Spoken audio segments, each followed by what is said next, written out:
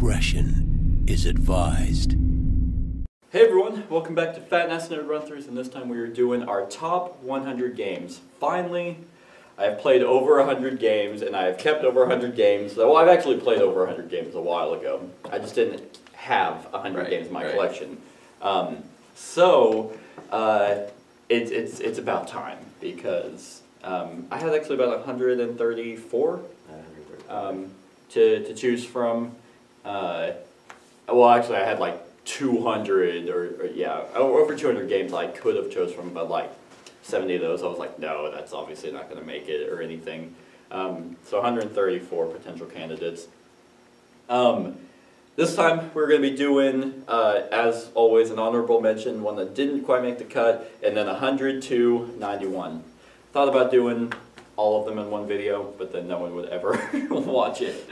So at least with this, they'll be like, ooh, what's his 90? I never understood this concept of 100 though. Like, why did people are like, what's their 93? I don't think it was much of a thing until Vassal started doing his. That's true. Several years ago. That is true. Everybody's wanting to do it now. He does it every year. Yeah, he's been doing it for. It's really for the people. 13 or 14 years is what this last one they said they've been doing. Yeah, he's been doing it forever. It's really for the person making the list, I think, like, because it's just fun to make a list. But anyway, without further ado, we are going to the honorable mention, which mine is. Oh, and by the way, we did an index card system, and I actually had forgotten the order of everything. How long did it take you to make your list? Well, I did it at like 10 minutes at a time. Gotcha. So I mean, it took me probably like a week and a half, but it maybe a total of like an hour and a half. Okay, see, it took me like 6 hours. I sat down all at once and like writing it all out, looking it up, then going what card, like card by card, just comparing. Oh well. So my honorable mention is, okay, Space Alert. Unfortunately, did not make it. Oh, that's interesting. Oh, maybe that's right. Wait, what the hell was my 102? Never mind. I don't know what my list is anymore. So Space Alert. You know, I think it's the honorable mention because one, it is a good game, and you don't like it. I don't like those kind of games. Oh, you don't like the time pressure. Okay. I mean, I like a little bit, but that's like way over the top time pressure. It is. That's very true. It is. So this is a real-time game set in space that was actually played along with a CD. At this point, they need to update it and have it an app. So you're survivors on a spaceship that's basically everything's just going wrong and you're being attacked, and it's a programmable movement game in real time. So it never hits the table, which I think is why it was the honorable mention. It's just it's really clunky, and like you can't play with two, because if you play with two you have to control two people. Right. So trying to do that in the real time element is just a little bit too much. So that's the reason why it didn't quite make the list, but it's still a good game, and I still have it in my collection. So, well, I'm going to start off by saying, even these ones that are honorable mention or 100 or whatever, they're still going to be really good games because I've played hundreds of games. So it's like, if it makes the list, it's a good game. Whether even in your opinion. Well, I mean, right, exactly. Is Pandemic on? Oh, hell no. Well, see, you're already wrong. I saw the little conversation that was happening on my last video. That one video. Oh, yep. Legacy. Yep. I was just like, I mean, I knew it was going to happen. Yeah. All right, my honorable mention is Sentinels of the Multiverse. Okay, I've never played that. It's probably, I would say overall, the best superhero game. Spoiler alert, it's not the only superhero game on my list. But other ones that I enjoy take a long time to set up and stuff like that. This one, everybody has their own deck, so each player has their own play style with their hero, and you work as a team together cooperatively to try to take on the villain, and there's an environment aspect to it that it's always constantly doing stuff to you as well. Okay. And there's so much crap out for it. I used to own it, everything, Kickstarter, and then I never got it played. Family didn't want to play it, so I sold it, and now I regret it because I want it back. Now it's probably too expensive to get back. Yeah, I mean, not really. It kind of, if you want all the Kickstarter stuff. Right. But really, I mean, it's a great. It was kind of a unique one because it's not based on any IP. It's totally created by. Oh, is it? By them. It's not, so it's their own world. Okay. they've created. So there's several games that have come out in the multiverse Sentinels world. But there's more heroes than you can ever.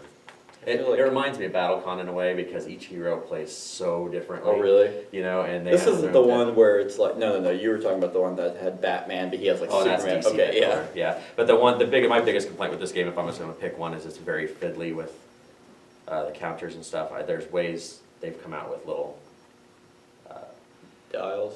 There's stuff you can track it with better, but it used to just come with a big old bag of chits and every kind of thing that happened to you, like if you got dazed or whatever, or points, you had a little counter and you had to manually track it. Yeah. And it was pretty fiddly, so that's why it's not as high, but it's still a great game. All right, now we're actually on to the list, kind of sort of. So, I think I may know what my 100 is, unless I completely removed it. So my 100 is, I don't know what my list is. I don't know what happened to it, unless it's higher on. But my number 100 is actually Sagrada. I actually just played this game. Just started recording it actually this week, or this past week. Sagrada is actually a game by Floodgate Games that is about stained glass window making. Stained glass making. Yeah. Which is a completely unique theme and sounds really boring right up there. It's like, oh, you're making windows? No, but it's like, one, the rulebook is 2 pages. So you're just like, oh, that's how you play. And that's it. And it was just such a unique theme that I was kind of drawn to it. And it's dice drafting. So literally all you do on your turn is you pull out dice, depending on the number of players, roll them, and then you draft them. In like a 3-player game, it'd be me, the other person, then it goes in counterclockwise order. And it's very articulate with how you're making your little window pane. Like, numbers cannot be next to the same number, and colors cannot be next to the same color. So they're whenever I was playing it, like, if you mess up, you're like, it's gonna come back to bite you. Right. This is one that I don't own yet because every time I want to buy it, it sells out before I have a chance to get it. Because I was going to back the Kickstarter, I pulled out. My wife really, really, really wants this game. Oh, really? So, like, as soon as I'm ever able to find it in stock and not have to pay a fortune for it, then I'm going to. Right. I got really lucky with. I met the designer and the head of Floodgate. He actually just sent me a copy for free. See, that's good because I love Vault Wars by the same company. Oh, right. Right. So that guy it sounds pretty cool, you know. I've watched videos with him. He's super nice, and that company, everyone that worked there was awesome. I played Secret Hitler with all of them. Yes, that's another one I've never played. The fact that he just sent it to me was awesome, and luckily I actually really liked the game. So that's my 100, Sagrada. All right, my 100, and you can probably borrow it. Just to see if... Because I have no problem with that. My 100 is that game that I don't think you may have heard of it by seeing it in the clearance aisle. I used to work for a company, and the game came out in 2007. Okay. All right, so 10 years ago. We were developing it 3 years prior to that. Okay. The company was Red Juggernaut. Okay. It's not a company anymore. They only put out the one game and the expansion, and then we had a bunch of other projects that failed out on it when they went under. It's called Batu, Storm of the Horselords. I have no idea what that is. Okay. I'm going to look it up, though, while you talk about it. So, it is a game where each person is controlling their own band of Horselords, I guess. Think Dothraki kind of, like on Game of Thrones. How do you spell it? Battue. But there's a city, and each person starts from one side of the board. It's a 4-player game, and you raid the city, and it's dice rolling, and it has the miniatures and all that stuff, and you're going in and you're taking over sectors of the city. Okay. But they're hidden sectors, like you don't know what you get for taking them over. So like when you move in, they're tiles that cover the entire board. There's plus signs shaped tiles, there's all the different stuff. And when you go into the city and you defeat it, you flip it over, and then that becomes controlled by you and all that stuff. And Okay. it didn't. The I'm board not kind of really- reminds me of City of Remnants. Yeah, I mean, and this is it's a large game. Okay. As well. We'll have to play it sometime. I haven't played it for quite a while, but it was one of those labor of love games, you know, like from the very time that the idea got brought up by Right. the guy that created it, because he's a good friend of one of the professors at Penn State that I game with.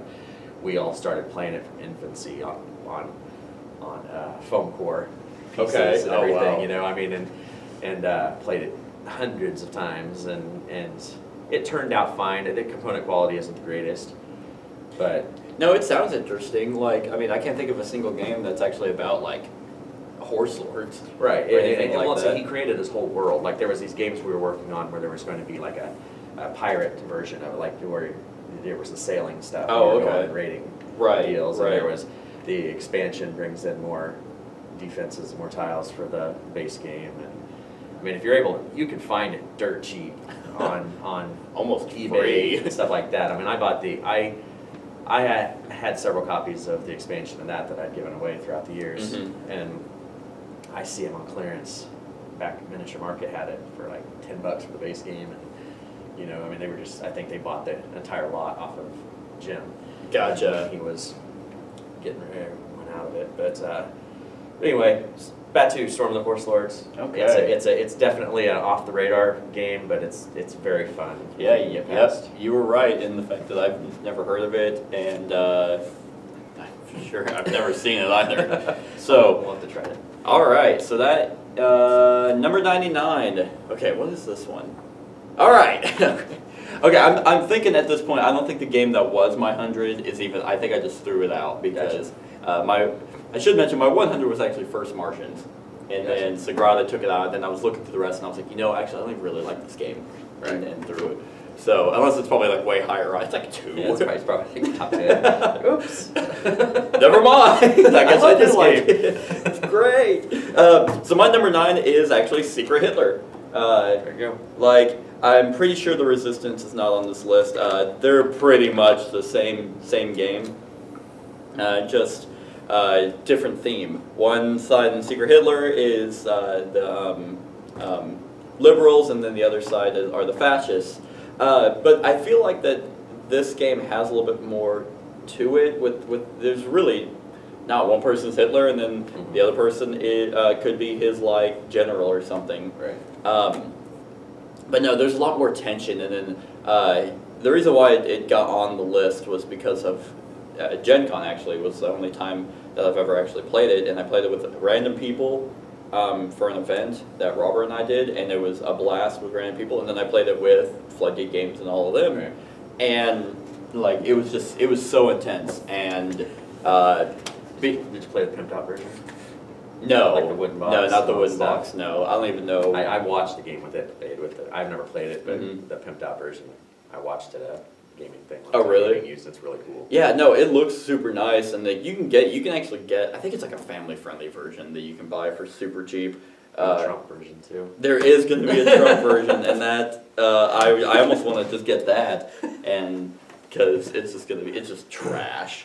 But Secret Hitler is a blast to play. I mean, you really do have to have a lot of people to do it though, and if everyone gets into the role of like questioning everything that everyone's doing, it makes it really really tense, and You have to have the right group. you really do. But like Ben, the guy at Floodgate Games, like made me believe him, and we lost because of it. I was like, I hate you, bad. So that's my number 99. All right, my number 99 is a game that everybody probably knows, Splendor. I know it. I've never actually played it. Really? No, that's the one with the hooded guy, the yellow box. Yeah. Okay. Yeah, it has the poker chip Yep. deals. It's a very simple game, family weight. It was one that it'll go higher on my list because the new expansion, it's a modular box of expansions. Okay. There's 4 expansions that just came out. Once I get it, it may bump it even higher because it did get kind of stale after a while because we played it so much.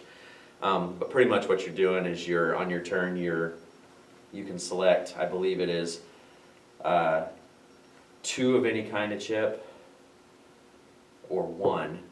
Okay. Wait, no, take that back.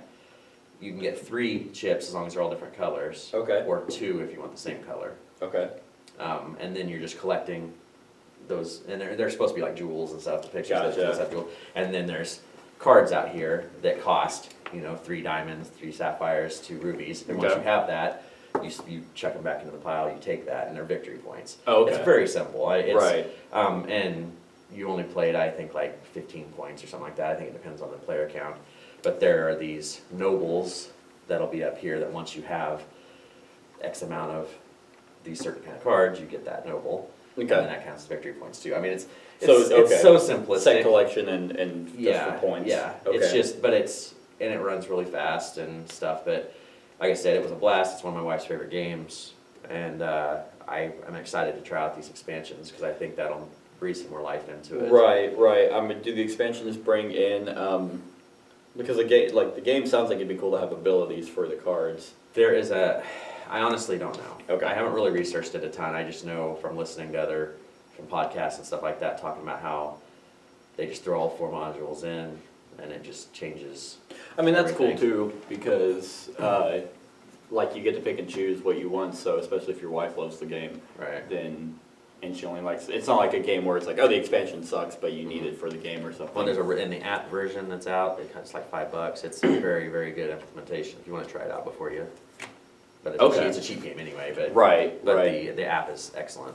What did you put under that? I put all the publishers Oh, okay. under all of mine. Cool. Just so I can didn't remember.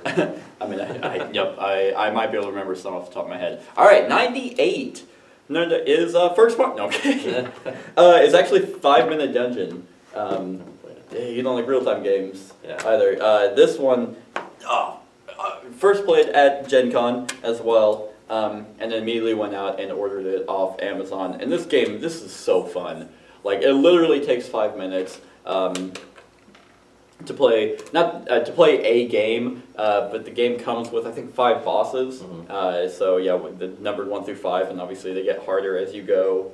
And this game is hard. The first boss we beat easily, and then we went to the second one and just kept losing over and over. But that's the thing, is it takes 5 minutes, so you're like, oh, we lose. The thing that sucks is because basically whenever you're playing cards, you just throw them off to the side, trying to run through the dungeon as quickly as possible. And then after you lose or win, you're like, all right, let's organize all these again. Yeah.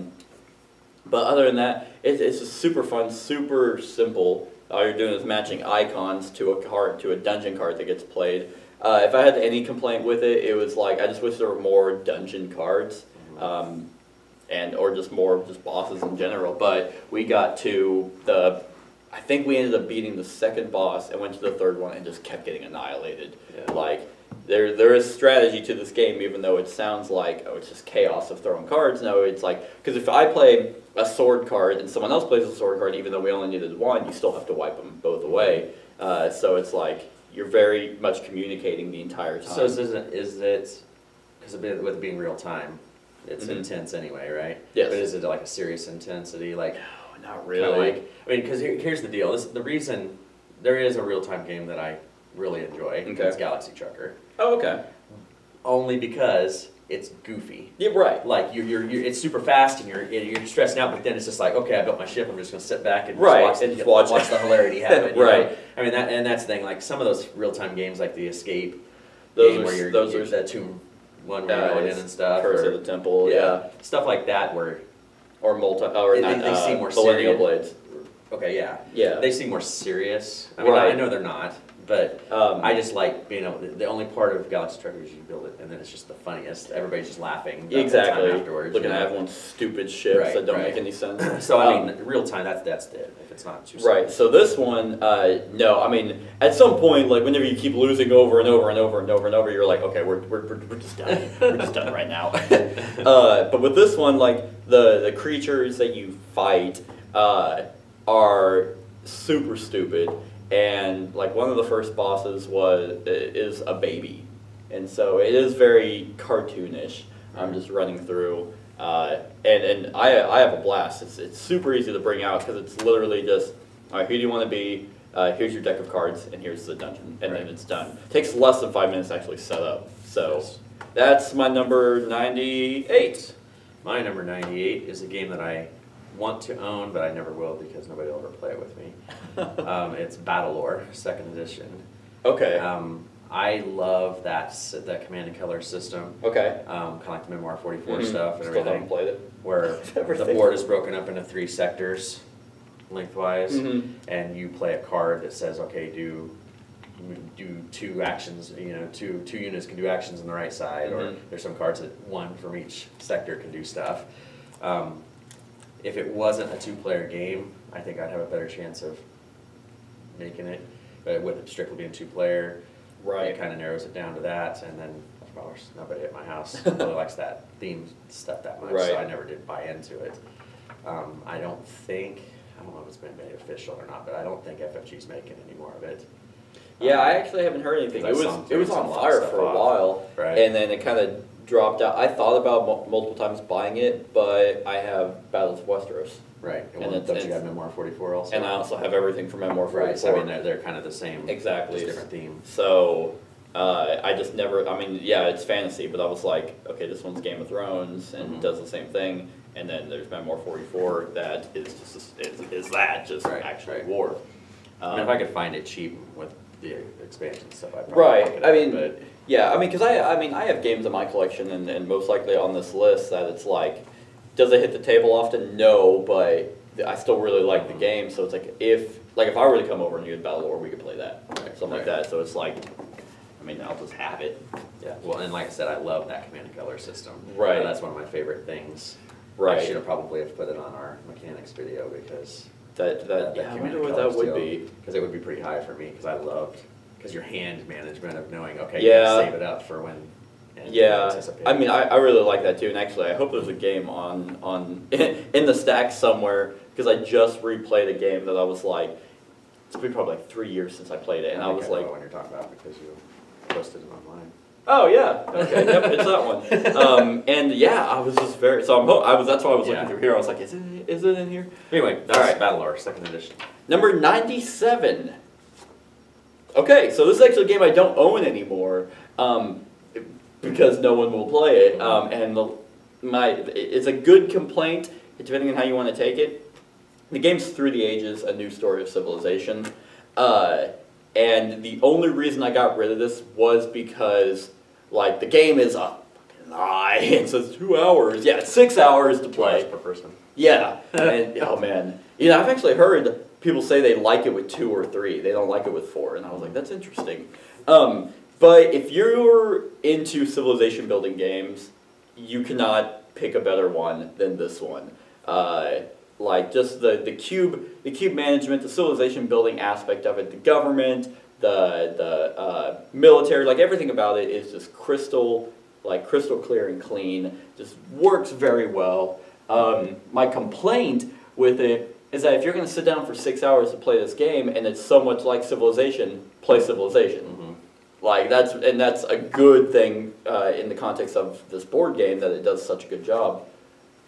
But Civilization, the video game, I'm not talking about the board game. Don't play that one. Right. Even though they're remaking it. However, no, the video game. I'd rather play that because there's so more to it than what this can bring. I will tell you, if you want a shorter version of that game, they just came out this last week with the app. Is it Nations, the dice game? No, it's that game. Oh, is it? On app. Really? Yeah, and I think it's like, I don't know the exact cost, $10, $15 maybe, but they say a game takes an hour and a half. Oh, that's not bad. And you get to play with AI, or you can play, you know, stuff like that. So, I mean, if you want to try it, because it is a bear, I've played it before, but I think we quit halfway through because we started it at like 10 o'clock at night thinking we'd be done by like 1. And nope, you know, you're like, it's 5! Right. So I would say if you want a faster version of it, if time is your problem, then go with the app. Right. Yeah, that's actually not a bad idea. I may do that because I do really like this game. Obviously, it made my list because, like, I mean, I did a run-through for it, and, I mean, it's a 3-part run-through, about 2 hours each. Oh man, it's a beast, but it's so good. So I may actually try that app. And it's number 2 on BGG as well. Yeah, I wouldn't put it that high. Obviously, it's on my number. BGG's a lie though, because Legacy's number 1. So Legacy's good, but it shouldn't even be close to the top 10. I know. But anyway. 97 is Ticket to Ride. Okay. The old classic. That's one of the very first games I ever introduced to my family, and it's just a blast. You know, I was forced to play that game. Really? Like after about years of getting into board games, I'd never played it, even though I knew it was like the best gateway game out there. And then I was at Changing Hands one time, and this guy was like, "You've never played it? You have to." And we're like, "We're playing it right now." And I'm like, "All right." And then I mean, it's good. So if you don't know what Ticket to Ride is, you're probably living under a rock. Yeah, you're watching the wrong video. You're just hand management with cards. You're laying you're trying to complete your tickets to go from location to location for points at the end. There is a screw you mechanic in a little bit. If people want to play it, then if they can kind of guess what your route is, they can kind of block you off. It's only going to be a screw you mechanic if the person you're playing with has played the game so many times. They're like, and I don't have a lot of those maps. They're like card counting the ticket or the section. I'm the guy that like just takes cards, and I have like 30 cards in hand, and then I just start you just laying sandbag everyone. just laying the You're track. the worst person. God, I hate people like you. That's like, I'm just gonna do this, and you're just like, I win. It's like, We can only lay one track at a time, so you know. But yeah. So anyway, there's not really much more to say about it. Right? Have you played any of the other ones? They released the Germany one. Europe. They have Nordic has country. the tunnel part to it. Yeah. But I want to get the other maps, but I want to try the Germany one only because my family's German, and I know each of them add like a more strategy to it. So I think if you don't want vanilla Ticket to Ride, you can actually get that same mechanic with. Just stay away from Rails and Sails. I've heard the worst about that. Oh really? If you like Ticket to Ride, don't get Rails and Sails. I haven't heard anything about that. It's the newest. Well, before this last map pack came out. Yeah, the last map. But it was a box thing, and it's long. It's gotcha. I mean, so it's like it turns it from a gateway game into just a really boring long. Gotcha. You know, just version of that. Right. All right. Anyway, that's it. So number 96 is another game I actually don't own, only because it does require a lot of people, but I really do like it. Obviously, it's Game of Thrones, the board game. Second edition. Yes. The version. It is so good. Yeah, unfortunately, I've only ever played it with 3 people. I played 6. Yeah, and like it's a long ass game. I want to buy it again just to play it with 6 people because I can't. Like it's intense with 3. Well, not intense, but it's pretty stressful with 3. So I couldn't imagine with 6 and everyone's surrounded, like everyone's an enemy, and you're like the board shrinks up so fast that oh man, it would be awesome. And every game I've played, I'm always the Baratheons. Because I actually the Starks. See, and I mean that is a complaint I have with the game though. It's like because it is Game of Thrones, you're stuck to the world map, so it's like who you are determines where you start.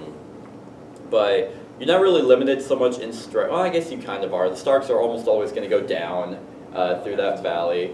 Yeah. You have ships. Yeah, but so I mean, if you're right. I actually did try something the last time I played this game. Was as the Baratheons. I made a huge ship trail around the bottom map to come and flank the Lannisters. And it worked for a little bit until I did a rule mess up which screwed up my whole plans and then I lost. But I'm really sad I got rid of it. But this should be one of those things that I should just buy just to have in case I ever have 6 people over. It's like we need to play this. I love the token mechanic of everything, how you just play all those and you're like, this is what I'm doing now.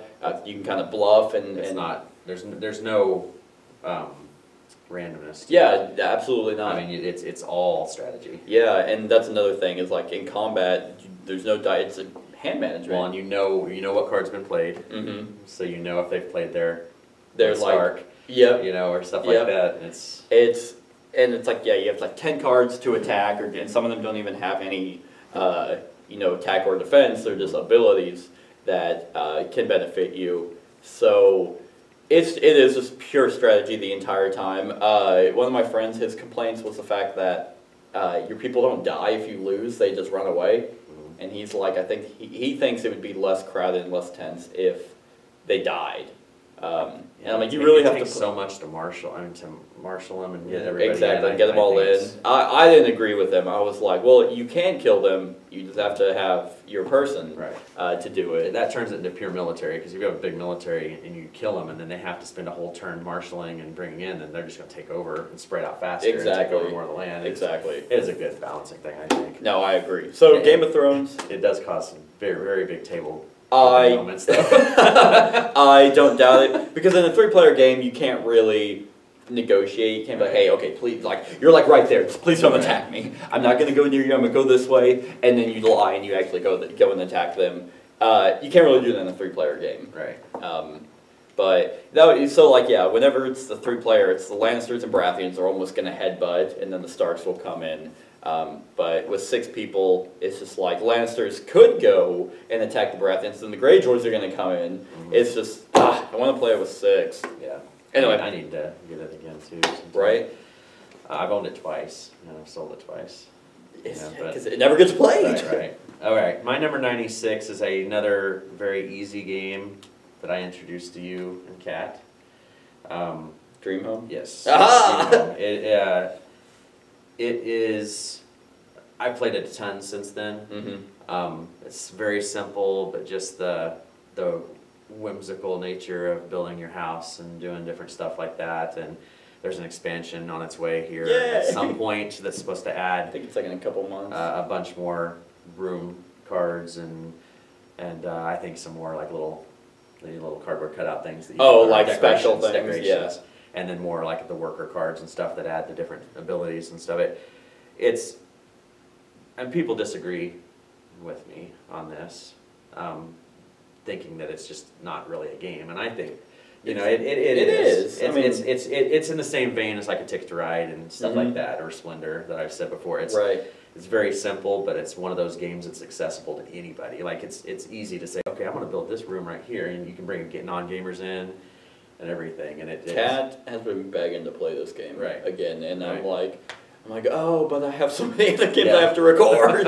No, she loves it. I think it's like her favorite game now. Yeah.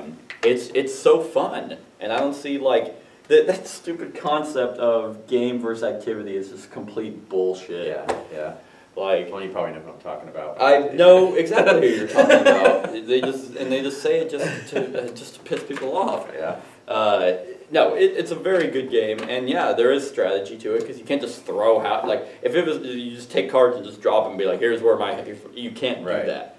Yeah, because you can't build floors on top of empty floors. You have to fill in the bottom before you can build on top and stuff. There's minimal strategy to it, but it's just a fun game. It's one you sit down to and just be talking and playing. It's not I'm sorry, you're talking about Chad, right? Yeah. Okay, and he likes to build things. Like, I know, you think he'd look at the end and be like, oh, this is my dream home. That's why when you ordered a copy for him that one time, I was like, because we talked about it, I was like, this is great for you. And he I don't know if he gave it much of a chance either. Probably I think he saw the art. And he's like, oh, yeah. Art, and I think that was it, a lot of it. Whatever. But it is what it is. Right. But it's a good one. It's a very, very good gateway game. It is actually a good gateway game. Yes, that they're going to be coming out with more expansions for. So that'll be nice. I'm excited. All right, number 95 is Time Stories. Okay. Wow, that's high on your list, huh? Yeah. And what it is like at this point, I'm getting tired of it. Yeah. Like, even though the last one was really good, and a lot of people didn't like the Expedition Endurance. That one's my favorite. The Pyramid one was garbage. Prophecy of Dragons, a lot of people really liked it. It was actually one of those things where it was like you either really loved it or hated it. That's what I heard. And I'm pretty much on the hated it, because it was one of those things that, like, without ruining anything, just threw a wrench and everything. That was kind of like left field.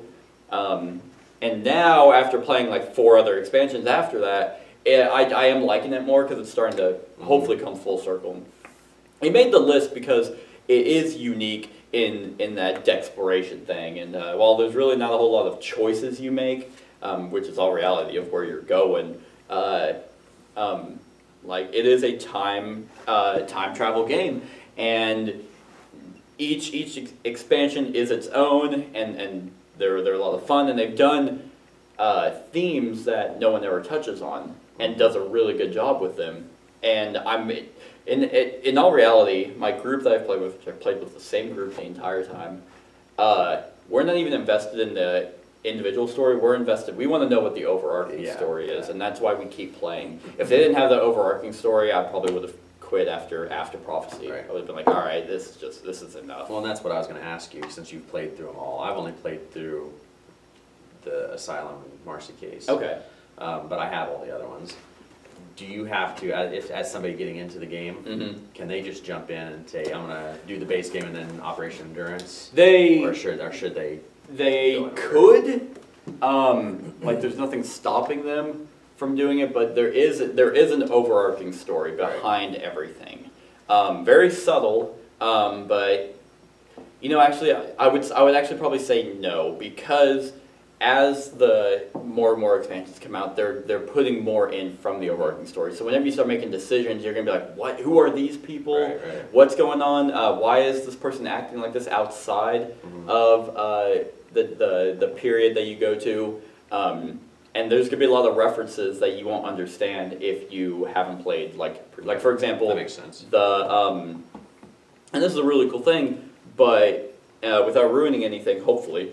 The latest one, which was Lumen Fide, had a reference to Prophecy of Dragons. Gotcha. And so if you've done the whole thing, you're going to be like, oh! And there's a brilliant guy, love him, I don't actually know him, but he's actually made a... chart thing? what do they call those? On a forum. Yeah. He made a forum with just spoiler, clip things on Board Game Geek that explains the whole overarching story. And I was like, because there is actually now, in the latest ones, decision-based, to where I don't know how they're going to do it in further expansions, but I was able to watch and be like, oh, okay, now it's all crystal clear. Right. It is really, really good, but I'm also hoping that they stop. The only reason I was asking is because we're stuck at that, because my family isn't really jazzed about the theme of the Dragons one. I didn't know if I was able just to skip it. No, actually, unfortunately, because that one is, you probably could have skipped Asylum and Marcy case. Right. I mean, that one, that does have stuff in the story, but Prophecy is where it actually kicks off. Gotcha. I would say though that if they're torn off by the fantasy aspect of Prophecy, that's actually what ruined it for us, because it's not so much fantasy. It is, gotcha, but it's not what you're thinking. Okay, good. Good. But anyway, so that's my number 95, Time Stories. My number 95 is another Gateway game. Oh, you're just getting them all out of the way. You're maybe top 100 Gateway games. Battle Lord. It's by Haba. Okay. And it is Karuba. It came out last year, I believe. It's Temple one, right? Yes. Okay. Well, yeah. It's pretty much, it's very simple. It's everybody has their own playboard, and you're an explorer trying to go to the temple. Okay. And then when you get to there's rewards for who gets to their color temple first, because everybody will have the 4 colors on their board, and it has interesting setup because everybody. Is this the tile laying one that you have to make the path to? Okay. Everybody has a grid board in front of them, and then starting with one player, they're like, okay, I'm going to put the purple temple over here in the forest, and everybody has to put their purple temple at the same spot. Okay. And then the other person's like, well, I'm going to put this explorer on this part of the beach.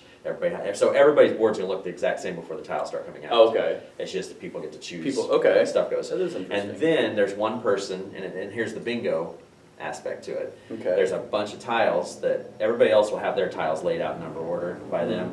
And then there's the other person will have, I don't use a bag, but I just mix them all up and just make stacks. And then I just pull the next one, and you say, okay, number 31. Oh, and then everybody takes right. 31, and then they place it on their board however they want to.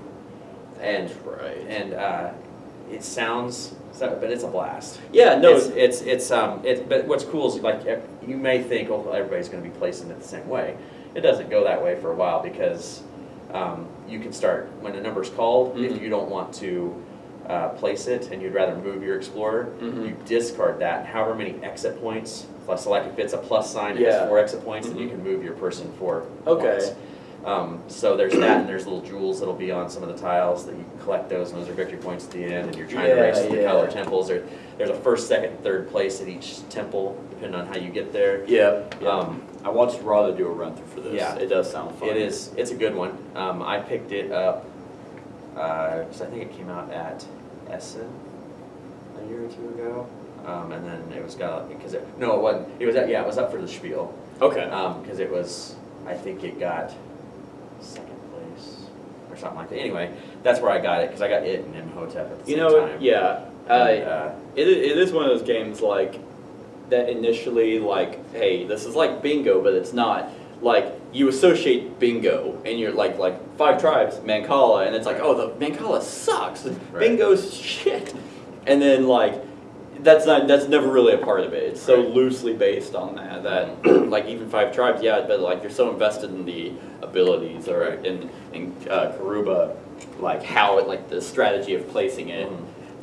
So yeah, I may actually pick that up. It's a good one. It's fairly cheap too. Oh, I bet. And it's one that we could try out again as well. Oh, that's right. Good. Yeah. And if it's a gateway game like that that has replay value, I pretty much will have it just because it's easy to take very long, and you can get more in multiple games.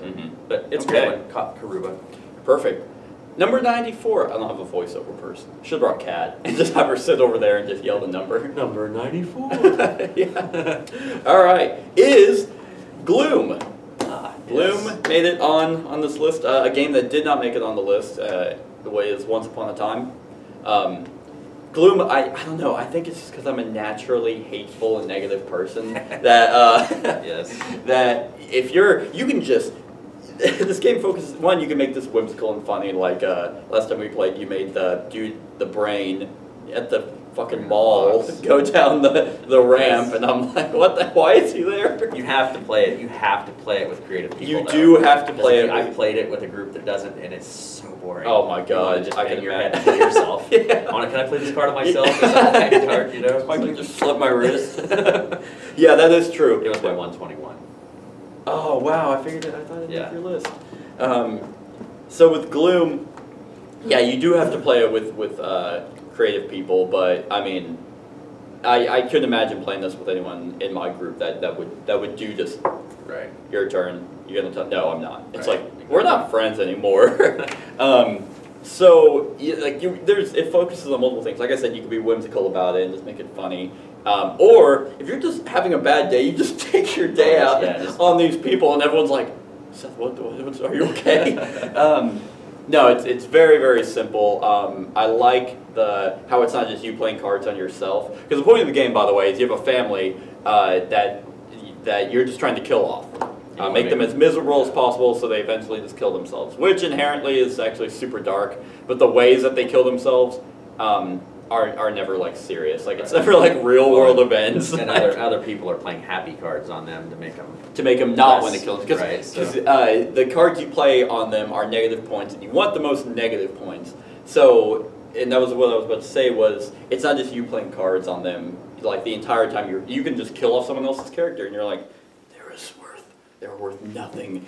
Or kill them when they're positive. When they're positive, that screws with you. And then it's like, okay, well good. And so yeah, the happy things are you don't want on your character. It's such a unique thing. I'm in the process of actually about to order all 4 expansions for it, just because it actually has like their house and then like other people, unwelcome guests, and like 2 others that would just add more.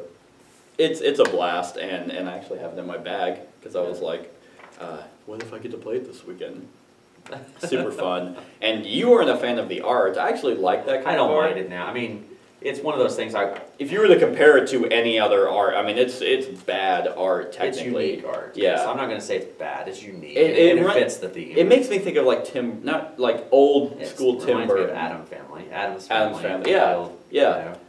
So that's my number 94, Gloom. My number 94 is another kind of gateway game. What? From Fireside Games. It is Castle Panic. Okay. You ever played that one? No, I haven't. It's a tower defense game, more or less. There's other versions of it out there. This is the best one. Wasn't there Zombie Panic or something? I hated that. That was one of my worst games. Yeah, no, that's your number 1? No. But pretty much you're trying to protect your castle in the center, and goblins and orcs, the traditional fantasy guys, will start on this outer ring, and they come moving in, and you have a hand of cards. You and your people have hands of cards that you can play on your turn. It may say, if it's a green card, kill some in the green sector, Yeah. and stuff like that, and you're just trying to protect the tower. Right. The game itself, the base game, is fairly easy to beat Okay. when you're working as a team really well. But then when you throw the Wizard's Tower in, it becomes a pain in the ass. Does it? It gets rough, because then there's a Wizard's Tower in the middle. And you get some more cards that go in with stuff and give you some pretty powerful stuff, but there's some... Is that an bastard expansion? bad guy, yeah. Okay. And there's another expansion I don't have called Dark Titan, and I'm not sure how difficult that is. It sounds difficult. Yeah. It's Right. like, who's that? That's the Dark Titan. You Right, lose. but it's a blast of a game. I mean, and it has that cool thing because the bad guys are like little, they're not exact triangles, but they're kind of triangle shaped, and it shows their hit points. So when you hit them for 1 point of damage, you just turn it. Oh, that's as cool. they move in, and then you turn it again, and then once they hit the 0, then they leave the board. Yeah, I mean, I do really like tower defense games because it starts off like, oh, haha, and then you're like, oh god, and then you're just looking at it and you're just swarmed. Like the Battle of Helm's Deep, like, Right. it's just, they're always fun. I wanted to play Project Elite, unfortunately, Kickstarter people ruined that guy's life. Oh, really? Because it's a real-time tower defense thing where you're starting getting swarmed, and you can leave the tower and go out and find it's real-time. But I think it was delayed or something, and he was getting death threats and stuff like that, and the game came out, and he quit. He quit designing, and it's like, I think people don't understand is that board game designers are actually, it's not I mean, it is a company, but it's not like a video game where there's hundreds of people you can't pick. Right. You can't pinpoint out. You're like, that was Bungie. You're not like, that was Ignat. You can't pin. Right. With board games, you can, and they're real fucking people, guys. So it's like, I've met, actually at this point, quite a few of them, and just to imagine people just harassing that one guy over. Anyway, yeah, tower defense is always a fun. I don't even know what mechanic you would call that. Tower defense, Really, I guess. They're just waves of things coming. Yeah, You kill them before they get to you. Pretty much. But anyway, number 93 is okay. Star Wars X-Wing, a game that I don't have anymore because I never played it. I bought it years ago when it was first coming out, and because I didn't play test it, but I trialed it at Changing Hands, and I was like, this is so fun. And at that point, it was just the core box, so I immediately bought that, and they had the missions, and I was like, this is so cool. Unfortunately, it turned into tournament style, where it's like you were set building your entire thing, and I was like, I don't want to do that. Give me a set to play, and I want to do that. Right. And at that point, it was just so much was coming into it that I was like, I can't keep up. But needless to say, this is so fun. Like one of the best miniatures games that I've played, and the fact that it really feels like dogfighting. Like there's so much tactics to it. And yes, you can get hosed by dice, which is why I never actually entered into tournaments. Because I was like, I mean, yes, there's dice mitigation cards and stuff like that, but it's still like if you're gonna evade and you play an evade token, yeah, that'll turn a symbol. I think it turns one blank into an evade or something like that. But you could still get hosed even if you have all the mitigation parts, which is fine sometimes. Right. But if your whole game goes that way, it's just like, why did I even set this up? But I feel like I'm talking more negative on it. But no, I mean, obviously it made my list because it's so much fun. Like the miniatures and the way that you move around the battlefield feels like dogfighting, and there's just pre-painted minis. I mean, it makes it awesome too. Oh they're yeah, pre-painted and I forgot they did come pre-painted, and they look really good. Yeah. And you feel like you're actually flying these ships. Like one of my favorite ships to fly were A-wings because they were just super fast and maneuverable. Didn't do a lot of damage. But I remember playing where I had the Millennium Falcon, which was my damage dealer, and my A-Wings would come around and piddle them with damage and then he'd come in. It's so much fun, and there's so many different types of ships out there. So many different sets you can build that all sound really cool, but it's just not my thing to actually do. I have played Armada. Armada is. For me, it was in theory fun, it's all the big ships dealing a bunch of damage, and then you actually had mini ships for X-Wing, just doing other minor stuff. I didn't like how slow Armada was. Yeah. X-Wing is very fast-paced, and you're just all over the board doing these sweet tricks, and then all these attacks that are like, I don't know if this is going to work, and when it pays off, it's awesome. I had so much X-Wing stuff when it came out. I had 3 core sets. I had multiples of ships going up through, and then I bought the Slave One and the Millennium Falcon. Yep. And then shortly after that, I stopped buying, because I never had anybody play with. Exactly. I think I played one game of X-Wing the whole time I was buying all that stuff. Really? And so I ended up selling it. Yep. For a pretty good price. Yep. But I loved it. It is one of the things I like it a lot better than Armada, like you said. Yeah, it's one I wish I had all that stuff and I would have kept it, because if I would have eventually found somebody that that did play stuff. Yeah, and at the time there was a guy that was coming to the game store, and I was hanging out with him a lot. He was really big into X-Wing, and he would go to tournaments. And I had a bunch of stuff, but he had everything. So I was like, all right, I'll sell my stuff, and if we want to play, we'll just use yours. And it worked out for a while, but he moved. But that's my number 93, X-Wing. My number 93 is another gateway game. You could call it a gateway game, I guess. I would say it's a little bit more. It's a dexterity game more than anything. It's Terror in Meeple City. Oh, I remember you mentioning that. Or was the one where you blow on the pieces. Yeah, you're controlling your own Guardzilla character. Yeah. And you're destroying this town full of meeples, and you're eating the meeples and attacking the other dinosaurs. And you can drop them or flip cars or blow on them, or there's just a bunch of different stuff with it, and you're just trying to eat as many meeples as you can. And you still have this game? Yes. Yeah, we'll have to play it. The girls love it. Like, Amy wasn't a huge fan of it because she doesn't like dexterity as much, but the girls loved it. Force her. Yeah, I wouldn't be able to play games then. but I think you have enough. But the girls loved it, so that's why I kept it, because it's just nuts. Can you still find it? Because I've never, like, no one talks about this game ever. Yep. That does sound fun. Next game day we have, I'm sure Kat would love it too. Stickering the meeples is the pain in the ass. Oh, I had God. My sticker because there's like probably maybe 100 meeples or more, and there's little stickers over the front and back that you sticker them on. Man. Which I just had my daughter do it. She loves that stuff. So well, that's good. And do it while they're young. Whenever she says, "Hey, well, you want a sticker?" I hate you, Dad. So it's kind of like and it's a set collection aspect of it too, with the meeples that you eat. It's like if you eat a whole set, there's a point, like one of each color. So you have special abilities at the beginning that you draw, that if you are the person with the most blue meeples, oh, I see. You get, so there's is that like secret? Right. Okay. And then there's an actual one shot ability that you have, like a one-time use. Okay. That's like a super special power that makes you do something really crazy. So it's basically Dexterity King of Tokyo. More or less. Okay. Yeah, or if you played the old video game Rampage that this was based on. Oh man, because that was PS1, wasn't it? Something like that. Oh, that game's old. But it was called Rampage when it first came out, and then Sony, I think, got on their ass because it was pretty much the video game board game, but they didn't get permission. So they changed the name to Terror in Meeple City. Oh, okay, I see. So. No, that does sound like a blast, and I've been wanting to get more into dexterity games. Like I played the Flick 'em Up Dead of Winter at Gen Con, and that was a lot of fun. And then I saw Catacombs being played, so that was one that's always intrigued me. Well, see, the thing is like you pretty much have to have a gaming table to play any of those games. It's like Flick, let's go get it. It fell off the table. You have to have like a table with borders around it. But no, that sounds super fun. I mean, I'd probably call it gateway. It is. I mean, it's a gateway dexterity. Yeah. I guess it's kind of either or toss up. Okay, number 92 is. Oh, okay. This is a fun one. Kingsburg. Yes. Kingsburg is my number 92 with. I should have put it on here. The Fortson Realm. You have to have the expansion. I don't think it makes it better.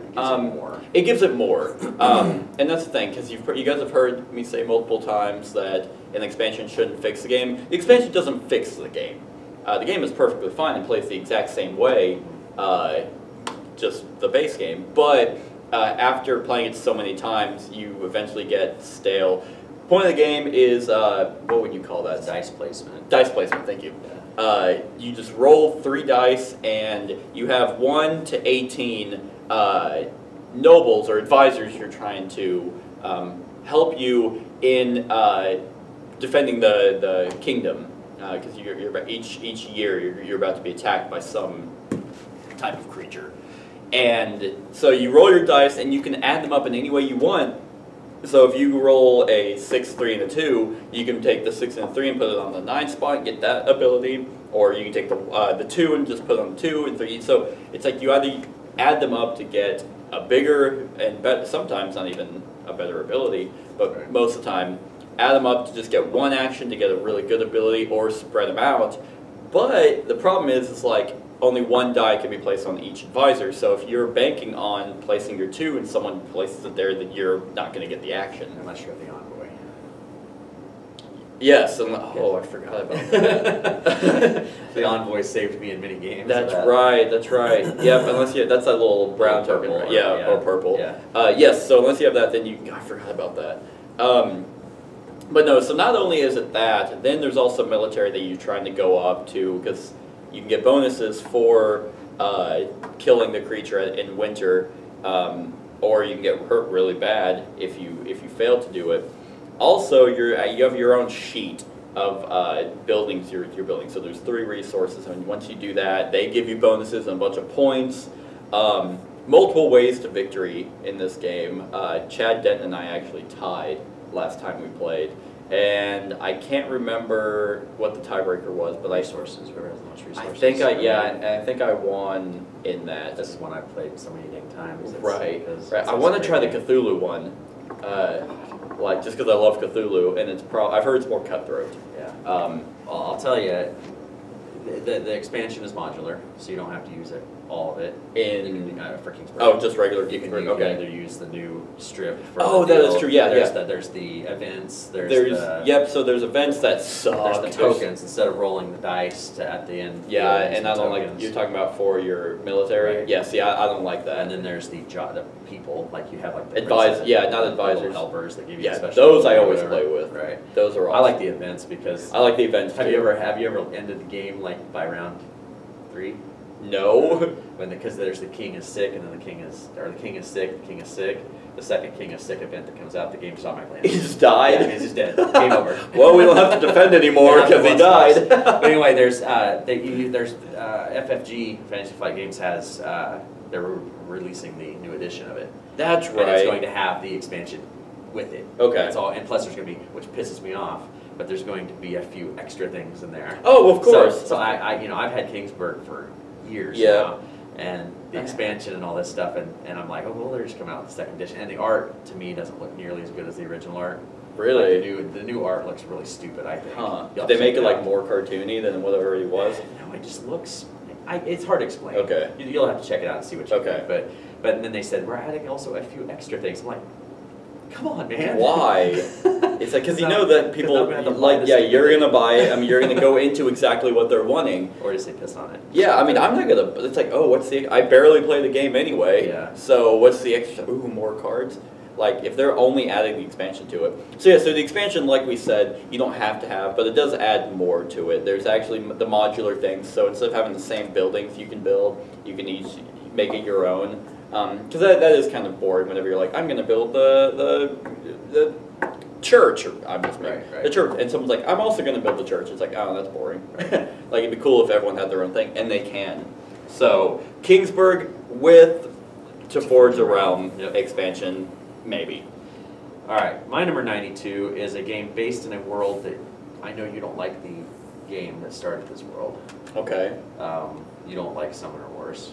Oh, no, I do not. But this game is in the world of Summoner Wars. And this was a blast, a hell of a fun game. Okay. It's called Dungeon Run. Did you ever play Dungeon Run? I've heard of it though. It is. I kick myself for not getting it. There's been one, the second edition or Dungeon Run 2, whatever they're going to end up calling it, has been in the works for years now. So eventually they'll probably come out with it. That's going to fix some of the deals, but it's just one of those games like, so you're picking a character, and it's a character from Summoner Wars. Okay. You know, and you have your own little mini, and you go into the cave, and you're working together. And you go through and you're defeating stuff, and as you move on to the next deal, you put a new tile out there, and it has, may pop up some bad guys, or a stupid event may happen, or something like that. But once you get to the tile where the boss is, Then you reveal who the boss is, and it's Okay. some nasty dude. But once you beat the boss, the summoner stone, I can't remember, falls, and it's one hero picks it up. And then it is whoever... You have to fight each other? It's whoever gets out of the deal with the summoning stone. So like you kind of need to work together if you're going to get to the leader. But then it's after you kill the leader, then you're all fighting to be the one that brings the summoning stone out of the dungeon, God. and it just turns into freaking yeah, chaos. we did it. It's hilarious though. Oh I mean, my God. like it's I don't know how it's just great fun, you know, and it's funny. And there are some combos that were a little overpowered as Mhm. far as equipment stuff, and I think that's what some of the corrections will Okay. eventually be and stuff. But Yeah, But it's I'll just- have to pick that up. That sounds. well, it's yeah, the new one. Well, the new The one. original's like been out of print for a Right. couple Yeah, years. no, the new one. And so I got rid of mine. It makes me think of almost like Betrayal at the House on the Hill. Kind of, 'cause yeah. it's Like the you're one all- person doesn't become the bad guy. Right. You know, it's it's just just like, like- hey, I got the stone. Yeah. Oh, I killed you. Now I got the stone. Oh no. Yeah, it's like, oh shit, I gotta get out of here. Right. And they're all trying to kill you, and then if you die, then somebody can pick up the stone, and then they're going. Is it and kind of you like, well, I don't respawn. want to pick it up. You respawn. Oh, you do respawn. Yeah, Okay, yeah. it's not player elimination. Right. Okay, So that sounds super fun. so it's just crazy. Who made it? Oh, Plaid It's Games. Plaid Hat. It's okay. so we'll see. Yeah, I hope Mr. Bistro is the designer. Is his name, and he's the guy that. Doesn't tell me anything. Well, he's kind of the guy that created the story, the Oh, I background hate story him. of. He sucks now. All right, and finally, number 91 for this segment is a game I don't own and a game I will never own. But it's literally so much fun. Captain Sonar. Like, I've played this game twice actually, with 6 people actually. So I've never played with the full 8. 6 people it was just as fun. But you have to have a large group. I will never have 8 people to play with. Right. If I did, this would be my collection in a heartbeat. It is so much fun, real time as well. So I love real time games and so thematic. The game is pretty much just real time battleship. If you're playing with 8, 4 people on each side. One of them is controlling one role on a submarine. The captain, which is basically telling where we need to go. You have the engineer, who's determining what equipment we can use. You have another guy who is trying to track and listen to the other team where they are. So he's trying to figure out where they're at so we can actually hit them. And you have a 4th person that does something. I don't remember because I played the captain. And God, it's so much fun. Like we played one time where it was turn-based, and that's not as fun. Right. And That'd be then the way I have to play it. see, Yeah. I don't know. Like I thrive in those type of situations for real time. So like, I don't get like AP. I'm not sitting there like I get too angry at my teams. The reason I'm like, you stupid son. you suck. That's why you gotta have a good team. Right. The last time I played was we were maneuvering around the sea, and the game comes with a bunch of different maps and like ways that you can how you would play the game, which is a lot of fun. And the other team happened to find out where we were at, but we were in the same spot, and he's like, "All right, I'm gonna shoot a torpedo," and he freaking suicide attacked and killed himself, which also killed us.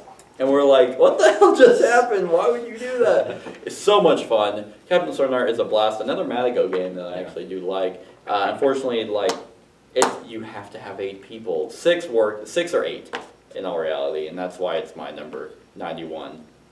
My number 91 is another gateway game. No, what? I would say, okay, this one I would put one step above Ticket to Ride. Okay. It's New York 1901. Oh, that's right. We've talked about it before. Yep. So it's during the big skyscraper era of New York in 1901, and you're just trying to build. What year was it? Yeah, you're trying to build these skyscrapers and develop your area of town, and but the towers are kind of Tetris shaped deals, and you're trying to place them in your block, the right way, or you can place them in another color block and stuff. Because what you don't know is at the end there's the scoring things for victory points. You're going to score if you buy the bigger towers. Okay.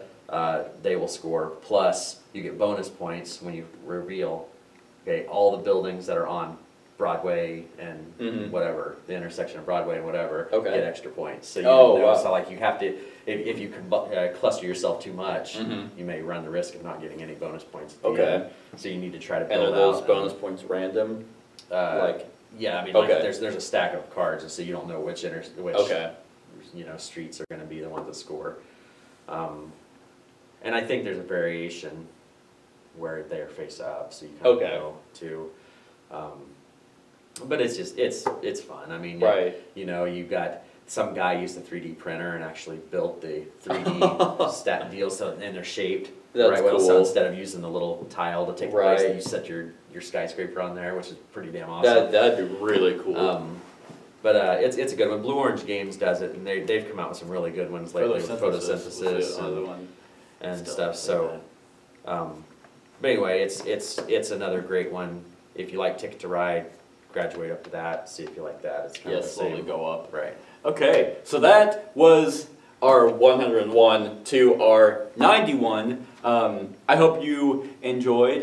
Click the eye to go to 90 to 81, right? Yeah, that's how it works. 90 to 81. 90 to 81, and then so on and so forth. But other than that, like, comment, share, and subscribe, and have a wonderful whatever time of day it is for you. Hey everyone, thank you for watching, and I really hope that you enjoyed the video. If you want to support us, you can go ahead and click that link to go to my Patreon account. If you have any suggestions, you can go ahead and click the link in the show notes below to go to my Board Game Geek list. Other than that, like, comment, share, and subscribe, and have a wonderful whatever time of day it is for you.